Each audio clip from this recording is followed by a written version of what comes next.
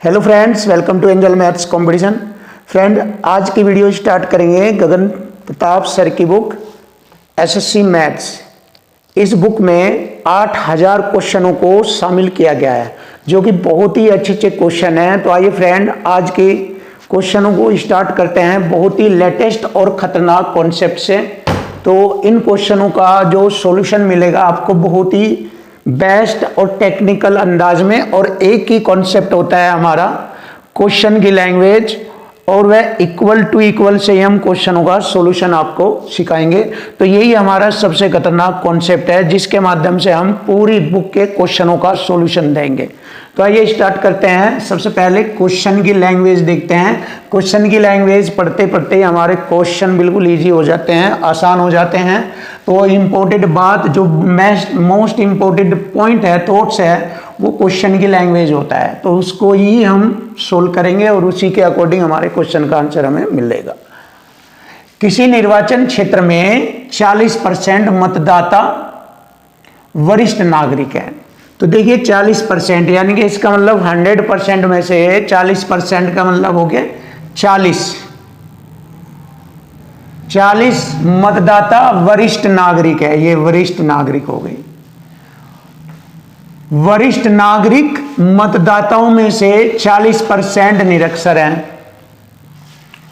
तो देखिए ये 40 वरिष्ठ नागरिक हो गए, तो गैर वरिष्ठ नागरिक हो गए 60।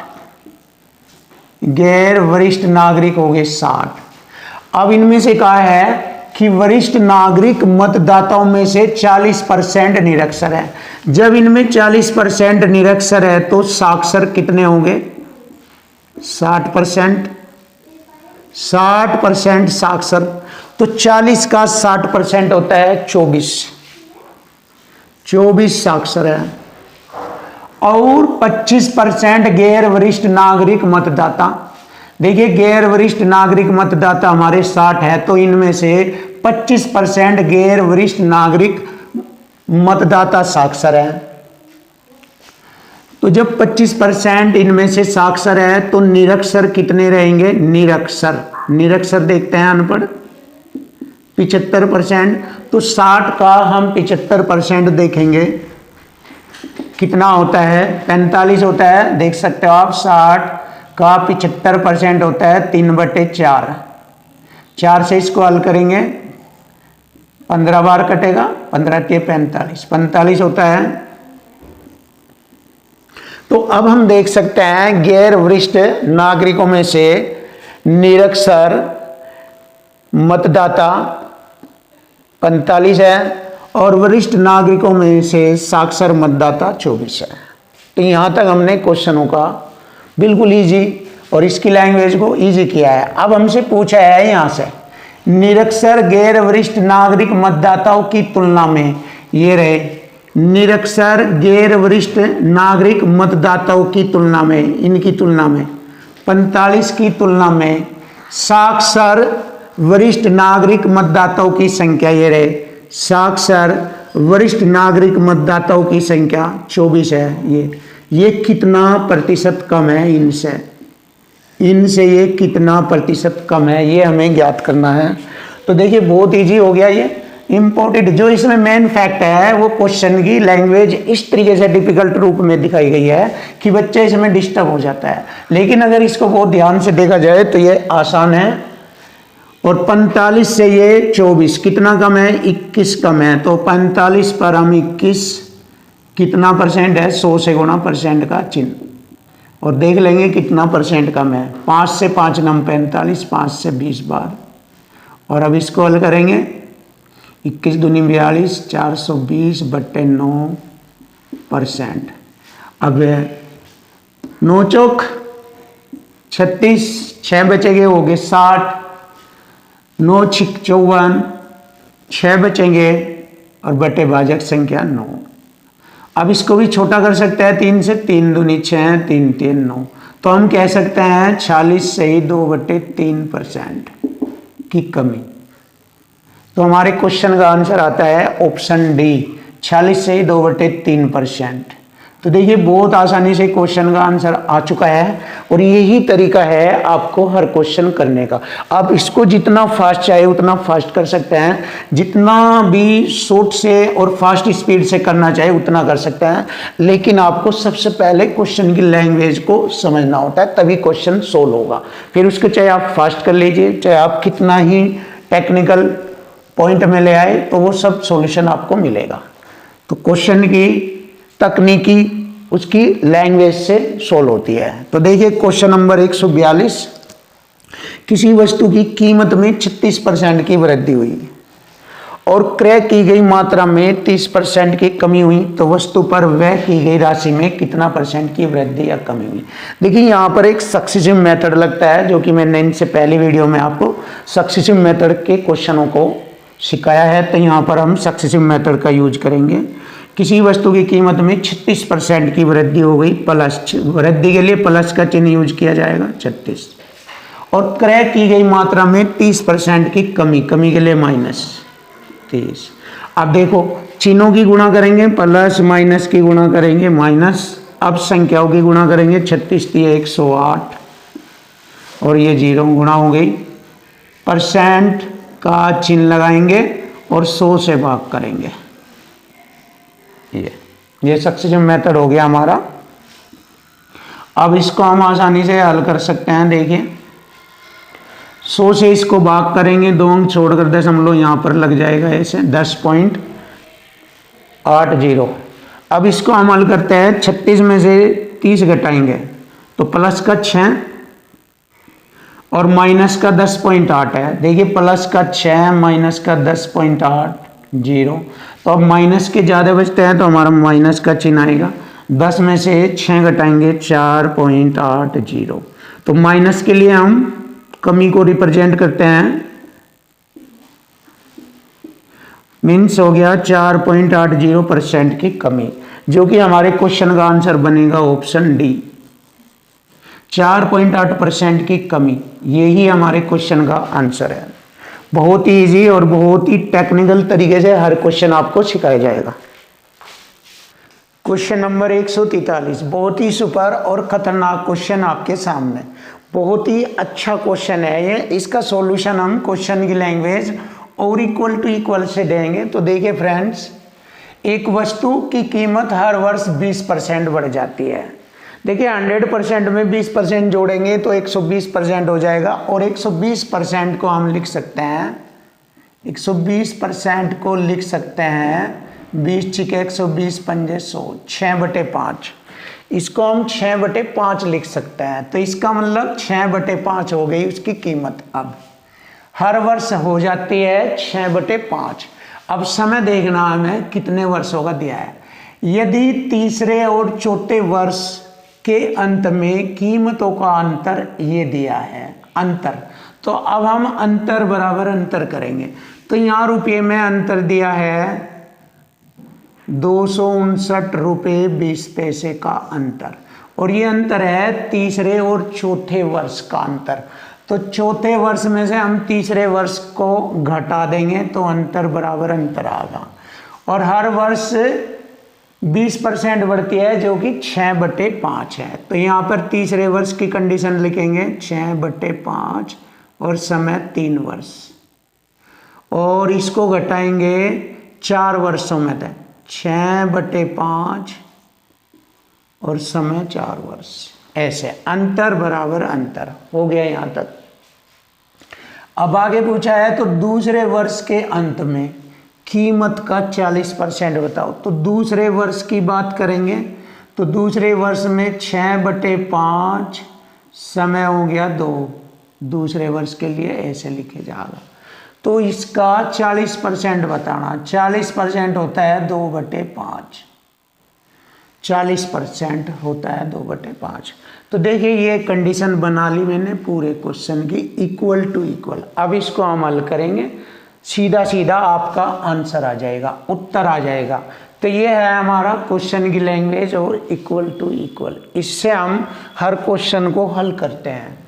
अब देखिए इसको आसानी से हल करेंगे, 6/5 की घात 3 कॉमन आ जाएगा इसमें, 6/5 की घात 3 कॉमन। अब इससे इसको भाग देंगे तो 4 घात को भाग देंगे 3 से तो 1 घात रह जाएगी, तो 6/5 रह गया। माइनस का चिन्ह लगाएंगे, इससे इसको भाग देंगे 1 बार, कटेगा पूरा पूरा, बराबर 259.20 गुणा 6/5 गुणा 2/5। अब देखिए इसको हल करते हैं।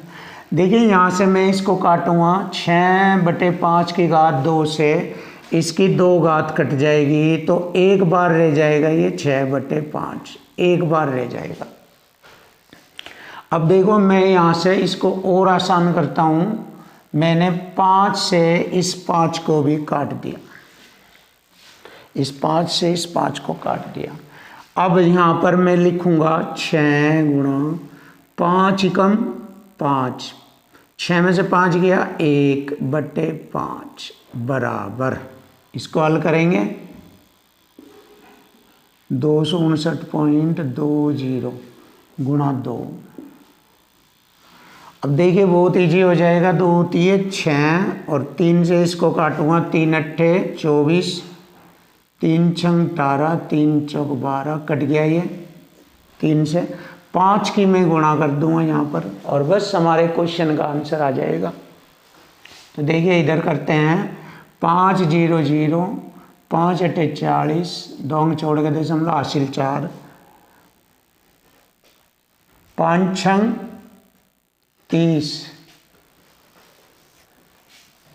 एक बार और देखते हैं, 3 8 24, 3 6 18, 3 चौक 12, ठीक है।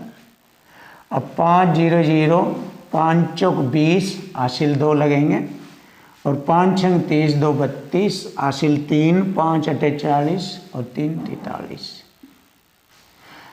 देखिए 432 हमारे क्वेश्चन का आंसर बनता है। तो यही हमारे क्वेश्चन का आंसर है 432। ऑप्शन बी हमारे क्वेश्चन का आंसर हो गया 432। तो देखिए फ्रेंड, बहुत ही खतरनाक, बहुत ही ज़बरदस्त सॉल्यूशन आपके सामने इक्वल टू इक्वल से। यही बेस्ट तरीका है क्वेश्चन को सॉल्व करने का। क्वेश्चन की लैंग्वेज समझो और उसको इक्वल टू इक्वल कर दो। पूरी बुक के क्वेश्चन सिर्फ इसी मेथड से होते हैं, इसी मेथड से सभी क्वेश्चन सॉल्व हो गए। नेक्स्ट क्वेश्चन देखते हैं, ये भी हमारा क्वेश्चन की लैंग्वेज और इक्वल टू इक्वल से ही होगा।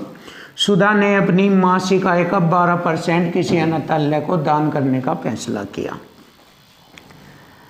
दान के दिन उसने अपना फैसला बदल दिया और 4800 रुपये की राशि दान कर दी। तो देखिए कितने रुपए की राशि, 4800 की राशि संख्या में होंगी। दान की राशि 4800, तो इधर हम देखते हैं दान कितना है, जो उसके द्वारा पहले तय की गई राशि का 80% के बराबर है। या तो पहले तय की गई राशि है 12% का बटे 100, इसका 80% के बराबर है, या 80% लिख लेंगे हम 4/5, 4/5, 80% को हम 4/5 लिख सकते हैं, इसके बराबर है। या तो उसकी मासिक आय का 27% ज्ञात करना, 27% बटे में 100, ये हमें ज्ञात करना। तो बहुत ही इजी तरीका। देखो 100 से मैंने 100 काटा, 12 चौक 48 से 48 काटा, 27 पंजे गुणा करूँगा, 27 पंजे 135, और 2 जीरो और जाएगी यहाँ पर, ये लग जाएगा 13,500 रुपये। तो 13,500 रुपये उसकी मासिक आय थी। ऑप्शन डी हमारे क्वेश्चन का आंसर बना 13,500 रुपये। तो देखिए फ्रेंड, बहुत इजी तरीके से क्वेश्चन सोल्व। क्वेश्चन नंबर 145, बहुत ही अच्छे क्वेश्चन आपको कराए जाएंगे और बहुत ही इजी मेथड से आपका क्वेश्चनों का सॉल्यूशन दिया जाएगा। एक संख्या में 30% की वृद्धि हुई, फिर 25% की कमी हुई और फिर 25% की वृद्धि हुई, तो संख्या में कितने परसेंट की शुद्ध वृद्धि या कमी हुई, निकटतम पूर्णांक तक क्वेश्चन का आंसर बताएं। तो देखिए कोई भी संख्या अपने आप में 100% होती है। तो देखिए एक संख्या थी हमारी 100, तो सबसे पहले इस संख्या में 30% की वृद्धि हुई, तो इसको 130/100 लिखेंगे, क्योंकि मैंने बताया था अगर परसेंट वृद्धि होती है तो 100 में जोड़कर लिखते हैं। फिर 25% की कमी हुई। देखिए क्वेश्चन की लैंग्वेज से ही क्वेश्चन का सॉल्यूशन दिया जाएगा, ये क्वेश्चन की लैंग्वेज चल रही है। फिर 25% की कमी हुई तो 75% रह गया। फिर उसमें 25% की वृद्धि हो गई, 100 में जोड़कर लिखेंगे 125/100। तो संख्या में कितने परसेंट की शुद्ध वृद्धि या कमी हुई निकटतम पूर्णांक तक बताए। तो इसको हल करते ही हमारे क्वेश्चन का हमें मालूम हो जाएगा कि हमारे क्वेश्चन का आंसर क्या होगा। 100 से मैंने 100 काटा और 25 पंजे 125, 25 चौका 100, 25 तिये 75 और 25 चौका 100। अब 2 से काटूंगा, 2 दूनी 4, 2 से 65 बार कटेगा। अब गुणा कर लेता हूँ, 5 तिये 15 पंजे 75, 7 हासिल, 15 छिक 90, 7 97 और बटे में कितना हो गया, 4 दूनी 8। अब 8 से मैं इसको भाग करता हूँ, देखिए कितना बनता है, 8 एकम 8, 1 बच गया, हो गए 17, 8 दूनी 16, 1 बच गया, हो गए 15, 8 एकम 8, 7 बच गए, हो गए 70, 8 अट्ठी 64, 6 बच गए, हो गए 60, 8 सत्ती 56, 8 पंजे 40, ये हो गया।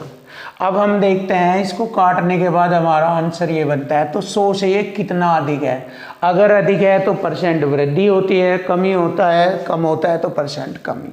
तो 100 से ये है 21.875% अधिक है। तो इसका मतलब इसमें कितने परसेंट की वृद्धि हुई है। और ये भी ध्यान रखना है कि आंसर निकटतम पूर्णांक तक पूछा है। तो 21 तो पूरा पूर्णांक है, दशमलव के बाद 875 इसका 1 मानकर आगे बढ़ा देते हैं, तो इसको लिख सकते हैं 22% की वृद्धि। तो यही हमारे क्वेश्चन का आंसर होगा।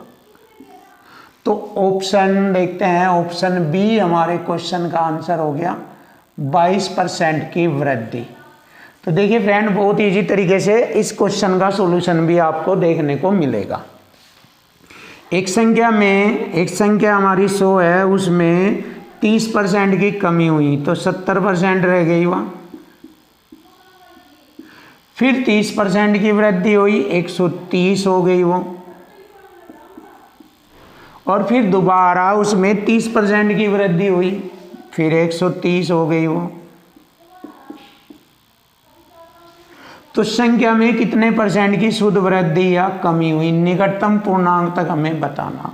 अब इसको हल कर लेंगे सेम मेथड से, 2 0 से 2 0, 2 0 से ये 2 0 और 1 0 से ये 1 0, 13 की गुणा करेंगे 169 गुणा 7, तो हम 7 गुणा 169 लिखते हैं और बटे में हमारा केवल 10 रह गया। अब इसको हल करेंगे, 7 9 63 हासिल 6, 16 7 112 और 6 118। अब 10 से हम इसको भाग करेंगे तो ये आ गया 118.3%। तो हमारा 100 से ज़्यादा हो रहा है, तो इसका मतलब वृद्धि आ रही है। और 100 से ये हमारा कितना अधिक है, 18.3% अधिक है।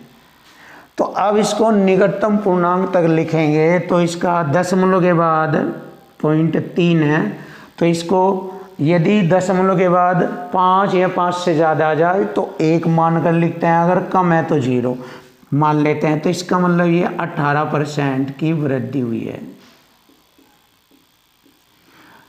तो इसको हम निकटतम पूर्णांक तक इस प्रकार लिख सकते हैं। तो 18% की वृद्धि, ऑप्शन ए हमारे क्वेश्चन का आंसर होगा। तो देखिए फ्रेंड, बहुत इजी तरीके से क्वेश्चन का सॉल्यूशन आ चुका है।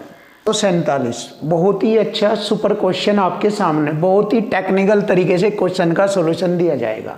तो देखिए किस तरीके से क्वेश्चन की लैंग्वेज और इक्वल टू इक्वल से क्वेश्चन सोल्व होगा। 2 विद्यार्थी ए और बी है, एक विद्यार्थी ए और दूसरा विद्यार्थी बी है। देखिए बहुत ही सुंदर और बहुत एक्सीलेंट तरीके से क्वेश्चन का सॉल्यूशन होगा। वे किसी परीक्षा में शामिल हुए, ए को बी से 8 अंक अधिक मिले। देखिए अधिक बराबर अधिक, 8 अंक अधिक मिले हैं, ए को इससे 8 अंक ज़्यादा मिल रहे हैं। और ये बात ए के लिए कही गई है। और पूर्ववर्ती का अंक यानी कि ए के पूर्ववर्ती का अंक उनके अंकों के योगफल का, उनके किन का, ए और बी के, ए प्लस बी के अंकों के योगफल का 55% था, यानी कि ए का 55 और दोनों का परसेंट का बटे 100 है। ऐसे लिख लेंगे हम इनको इस तरीके से। बहुत इजी मेथड, बहुत ही क्वेश्चन की लैंग्वेज से लिखा जाता है ये। ए और बी द्वारा प्राप्त अंक बताए। देखिए अब हल होता है, छोटा करेंगे रेशो के रूप में, क्योंकि एक साइड में संख्या दूसरी साइड में रेशो।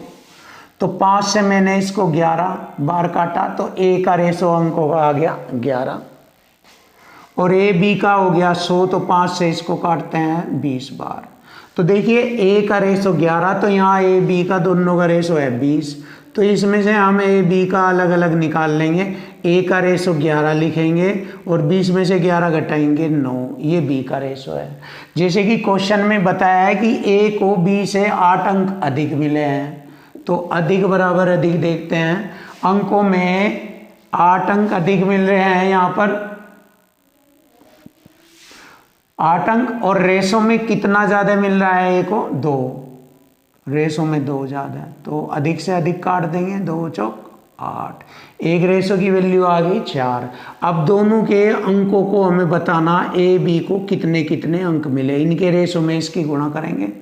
4 नम 36 तो मिलेंगे बी को, और 4 की गुणा 11 में करेंगे, 11 चौक 44 मिलेंगे ए को, और 36 से 44 ये 8 अंक ज़्यादा है ए के अंक।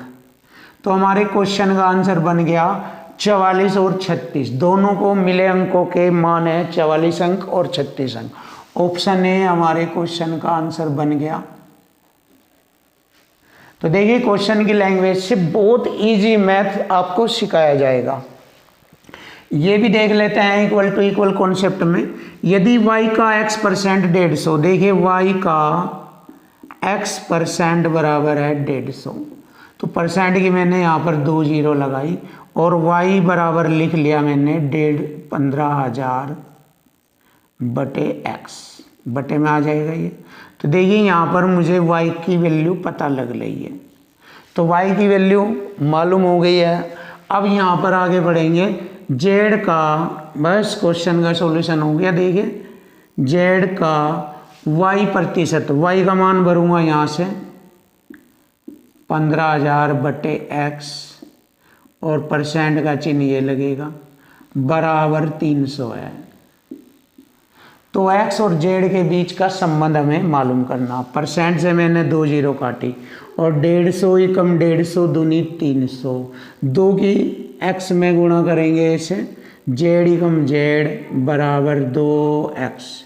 तो x और z में संबंध ये है कि z बराबर 2x है, तो यही हमारे क्वेश्चन का आंसर हो गया, z बराबर 2x। ऑप्शन डी हमारे क्वेश्चन का आंसर है, z बराबर 2x। तो देखिए फ्रेंड, क्वेश्चन की लैंग्वेज से क्वेश्चन का सॉल्यूशन दिया जा रहा है। क्वेश्चन नंबर 149, बहुत ही आसान और क्वेश्चन की लैंग्वेज से। देखो क्वेश्चन की लैंग्वेज से हर क्वेश्चन आपके लिए आसान कराया जाएगा। ए और बी के वेतन का योगफल 43,000 रुपये है। मतलब दिया है ए प्लस बी का दोनों के वेतन के योगफल का मान दिया है 43,000 रुपये। देखिए बहुत इजी तरीके से क्वेश्चन का सॉल्यूशन होगा। ए अपने वेतन का 95% खर्च करता है, तो ए का बचत रह गया 5%, और बी अपने वेतन का 80 खर्च करता है, तो बी का रह गया 20% बचत। और यदि उनकी बचत समान है यानी कि बराबर है, देखिए क्वेश्चन की लैंग्वेज और इक्वल टू इक्वल मिलेगा, बचत बराबर बचत, यानी कि यहाँ आधी इसी बात को रिप्रेजेंट करता है। कहीं बचत बराबर बचत आ जाती है तो कहीं खर्च बराबर खर्च, तो यहाँ बचत बराबर बचत आ गया। अब यहाँ से मैं इसकी वैल्यू रेशो में करूँगा, क्योंकि एक साइड में संख्या तो हमारी आ गई, दोनों का योगफल 43,000, तो यहाँ पर रेशो का योगफल करूँगा इक्वल टू इक्वल, कॉन्सेप्ट तैयार। 5 एकम 5 चौक 20, बराबर में रेशो उल्टा हो जाता है, ए का रेशो हो गया 4, बी का रेशो हो गया 1। अब ये इनकी आय का रेशो है, आय का रेशो है ये। अब यहाँ टोटल इनकी आय दी है 43,000 रुपये, तो हमारी टोटल हो जाएगी इनका योग 5। तो काटते हैं, एक रेशो की वैल्यू आ जाएगी 5 अठे 40, 5 अंक 30, 2 0, 8600 रुपये आ गई एक रेशो की वैल्यू। अब पूछा है ए का वेतन बताओ, तो ए का रेशो है हमारा 4 में गुणा करेंगे हम 8600 रुपये की, तो ए का वेतन आ जाएगा 2 0, 4 6 24, 2 4 अठे 32, 2 34, 34,400 रुपये ए का वेतन था। यही हमारे क्वेश्चन का आंसर बना, ऑप्शन डी 34,400 रुपये। देखिए, हर सवाल हर क्वेश्चन सिर्फ इक्वल टू इक्वल कॉन्सेप्ट से आपको सोल्व कराया जाएगा। यही मैथ है, यही सबसे खतरनाक और बहुत ही अच्छा और इजी, और एक ही तरीका है हर क्वेश्चन को सोल्व करने का, सिर्फ एक ही तरीका, बहुत इजी। तो फ्रेंड, क्वेश्चन को देखो और क्वेश्चन की लैंग्वेज से इक्वल टू इक्वल यूज करके क्वेश्चन को सोल्व करो। 2 विद्यार्थी ए और बी परीक्षा में शामिल हुए। ए को बी से 8 अंक अधिक मिले। देखो, ए को बी से 8 अंक ज़्यादा मिले हैं, और पूर्ववर्ती का अंक उनके अंकों के योगफल का 55% है। अब देखो, ए प्लस बी के अंकों का इसे ए को 55% मिला, तो ए को 55, ए और बी दोनों को 100। छोटा सा करेंगे इनका, मतलब रेशो में छोटा वैल्यू बनाएंगे। 5 से इसको काटेंगे 11 बार, 5 से 20 बार, दोनों के रेशो का योग हो गया 20, ए अकेले का रेशो हो गया 11। अब वही इक्वल टू इक्वल, ए को बी से 8 अंक ज़्यादा मिला है, तो यहाँ हम देख लेते हैं ए को बी से, तो यहाँ पर देख लेते हैं ए का रेशो 11 है, दोनों का 20 है, 20 में से 11 घटाएंगे 9। तो देखो, ए को बी से अंक रेशो में 2 ज़्यादा मिला है, तो अधिक बराबर अधिक से काटेंगे, एक रेशो की वैल्यू होगी 2 चौक 8, 4 आ गई एक रेशो की वैल्यू। अब जैसे कि क्वेश्चन में पूछा है दोनों का, ए और बी के प्राप्तांकों का योगफल बताओ, तो ए और बी के प्राप्तांकों का योगफल है 20। दोनों का अलग अलग निकालना चाहिए, अलग अलग में गुणा कर दे, 4 के यहाँ पे, और या दोनों के योग में गुणा करेंगे तो दोनों का योगफल आ जाएगा 20 चौक 80, तो दोनों को 80 अंक मिले हैं। अगर अलग अलग देखना चाहिए तो 4 की गुणा यहाँ 4 9 36, और 4 की गुणा 11 में 11 चौक 44, 44 और 36 को जोड़ सकते हैं आप, ऐसे भी कर सकते हैं, तो भी दोनों का योगफल हो गया 80। तो आप इस प्रकार भी कर सकते हैं, आप इस प्रकार भी। तो हमारे क्वेश्चन का आंसर बनता है ऑप्शन बी 80।